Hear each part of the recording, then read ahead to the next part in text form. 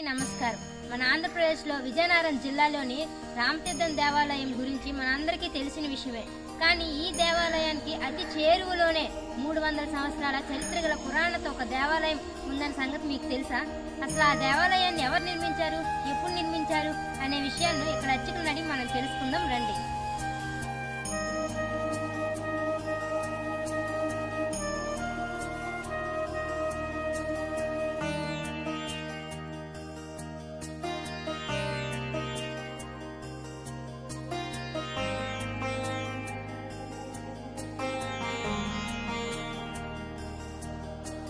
నా పేరు రంగరామన్ కార్తీక్ అండి.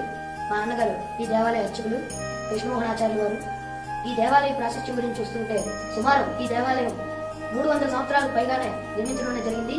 ఈ దేవాలయంలో శ్రీ శ్రీ శ్రీ గోదా రాజగోపాల స్వామి వారు ఏం చేసి ఉన్నారు. ఉపాలయాలు చూసుకుంటే పండిత్ రాళ్వార్లు మరియు శ్రీ రంగనాథ స్వామి వారు కూడా ఏం చేశారు.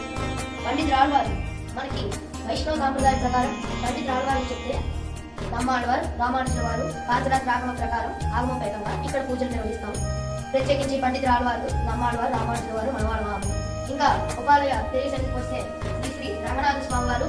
ఇక్కడ రంగనాథ స్వామి వారికి ఇంకో విశిష్టత ఏంటంటే వివాహార్థులు సంతానార్థులు ఎవరైనా ఉంటే కూడా వారికి ప్రత్యేకించి శుక్రవారం అభిషేకం అనేది చేస్తారు. ప్రతి వారం అలాగా 6 వారాలు చేస్తారని ఇక్కడ ప్రత్యేక నిదర్శనం కూడా జరిగింది. చాలా మందికి అభీష్ట ప్రదాత శ్రీ రంగనాథ స్వామి కోరిన కోరికలు నెరవేరుస్తారు. భక్తులు ఎవరైనా సరే ఈ వివాహార్థులు సంతానార్థులు కూడా ఈ దేవాలయాన్ని సందర్శించడానికి రావచ్చు. ఇంకా తెలియజేసేందుకు గడువు చూస్తుంటే పండిత్ రాళ్వారు ఇందాక చూపించాం. వారి యొక్క ఉత్సవమూర్తులు నమ్మాళ్వారు రామానుజుల వారు మనవాళ్ళ మహాముని గొల్లరెడ్డి ఆళ్వారు కులశేఖరాలు వారు. ఇక్కడ చూసుకుంటే ప్రధాన సన్నిధికి వస్తే శ్రీ శ్రీ శ్రీ గోదా రాజగోపాల స్వామి వారు మనకు దర్శనమిస్తారు. ఇక్కడ విశిష్టత ఏమిటంటే గోదాదేవి, రాజగోపాల స్వామి మరియు గరుడాళ్వారు ముగ్గురు కూడా ఏకపీఠం మీద ఉండడం అనేది ఇక్కడ చాలా విశిష్టమైనదండి.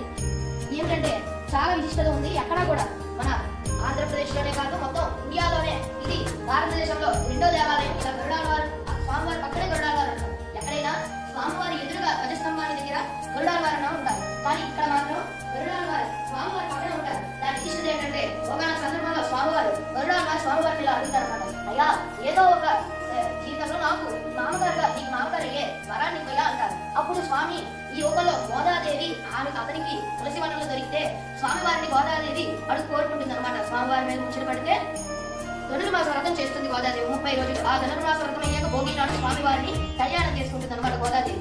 ఈ 30 రోజులు కూడా గోదాదేవి ఈ 30 రోజులు వ్రతాన్ని చేస్తుంది. ఆ వ్రతం అయ్యాక గోదాదేవి భోగి నాడు మరియు ఇక్కడ కళ్యాణోత్సవాన్ని ప్రత్యేకంగా అర్చక స్వామిని నిర్వహిస్తాము. ముఖ్యంగా ఈ దేవాలయ నిర్మాణానికి ప్రధాన కారణులు అప్పట్లో విజయనగర రాజులు ఇక్కడ ఉండేవారు. వారు ఏంటంటే ఒక కాలంలో వారి స్వప్నం వారు నిద్ర చేసే గది దగ్గరికి స్వామివారు అంటే మనం ఇప్పుడు ఫోటోల్లోని నిద్ర లేవగానే స్వామివారి ఫోటోల్లోని లేదా ఉంగరాలకి చూసి మన నిత్య కార్యకలాపాలు నిర్వహిస్తాం. అలాగే రాజులు పూర్వ కాలంలో ఈ స్వామివారిని ఇలాగా ఈ కిటికీ నుండి దర్శించాకే ఏ నిత్య కర్మైనా సరే మొదలు పెట్టేవారు అనమాట. దాని యొక్క ఈ కిటికీ అనేది ఈ గుడికి చాలా ప్రాముఖ్యమైనది. ఎందుకంటే గృహ నిర్మాణాల నిమిత్తం అంటే రాజులు పూజ గదిగా ఈ దేవాలయాన్ని ఉపయోగించేవారు అనమాట. ఇది పూర్వంగా సుమారుగా 300 ఏళ్ల క్రితం నాటిది. రాజులు నిర్మించి 300 ఏళ్లకు పైగా అయింది. ఎప్పుడైతే కొండ మీద శ్రీ కోదండరామస్వామి వారి దేవాలయం రామతీర్థంలో నిర్మించబడిందో అప్పుడు ఈ దేవాలయం కూడా సుమారుగా ఆ కాలంలోనే నిర్మించడమైందని చరిత్రకారులు చెప్తే మా పెద్దలు చెప్పారనమాట. అంతేకాకుండా ఈ గృహ తిరువారాధన దేవాలయాన్ని అలాగా తదేకంగా ఆ తిరువారాధన దేవాలయాన్ని మా గురువులు అయ్యవార్లం గారికి వారి చేతికి దక్కిందండి. ఆ తర్వాత ఈ గుడి మిమ్స్ ఆధ్వర్యంలోకి వెళ్ళిందండి. ఇప్పుడు మిమ్స్ ఆధ్వర్యంలో ఈ గుడి అనేది నడుస్తున్నారు అనమాట. ఈ గుడి సమయాలు